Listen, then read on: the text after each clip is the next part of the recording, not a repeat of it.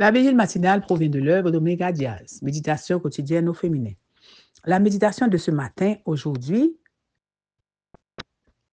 26 octobre 2024, est tirée de Acte 4, verset 12. Le salut ne se trouve en qu'un autre, car il n'y a sous le ciel aucun autre nom donné par les hommes par lequel nous devions être sauvés. Deux drapeaux, la croix et la foi. Page 308. C'était courant en 1868. À Cuba, l'armée indépendantiste cubaine affrontait les troupes espagnoles. Au milieu de la guerre, un citoyen britannique naturalisé américain a été accusé d'être un espion et a été condamné à mort. Le consul britannique et le consul américain ont tenté de faire libérer le prisonnier, mais tous les efforts ont été vains. Le jour de l'exécution est arrivé plus tôt que prévu. Lorsque le peloton d'exécution a levé les armes, les deux consuls se sont précipités devant le condamné et ont immédiatement tendu les drapeaux des deux pays qu'ils représentaient. Craignant que l'incident ne soit considéré comme une déclaration de guerre contre les deux puissantes nations qui défendaient le prisonnier, le capitaine cubain a donné l'ordre de ne pas tirer, lui sauvant ainsi la vie.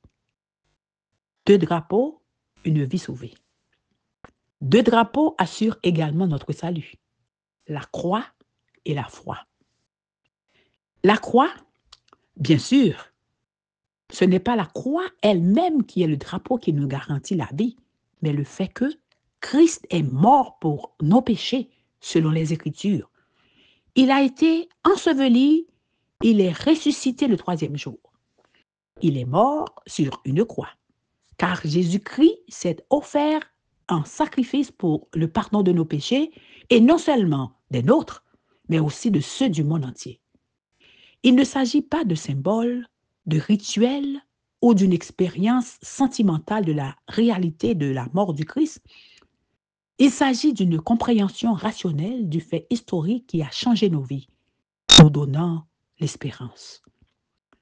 Et puisse cette compréhension transformer la façon dont nous nous estimons et dont nous traitons les autres. C'est la force et la puissance de la croix. C'est ce qui en fait un drapeau. La foi.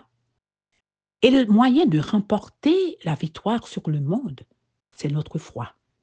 Il ne s'agit pas de la foi en soi-même ou en l'humanité, mais de la foi en Christ, qui donc est vainqueur du monde.